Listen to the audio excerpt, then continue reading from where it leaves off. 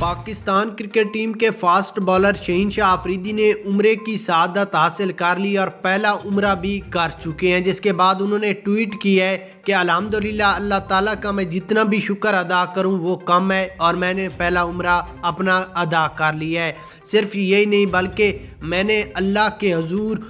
روضہ رسول پر اور خانہ کعبہ کے ارد گرد اللہ کے سامنے جھک کر رو کر دعائیں مانگی ہیں، خاص طور پر اپنی والدہ کے لیے،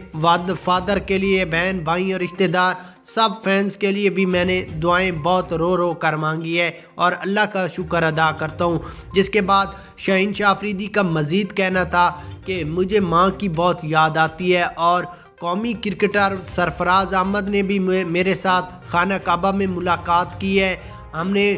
دونوں مل کر رو کر دعائیں مانگی ہے۔ تو ہم سب یہی چاہتے ہیں کہ اللہ تعالیٰ تمام مسلمانوں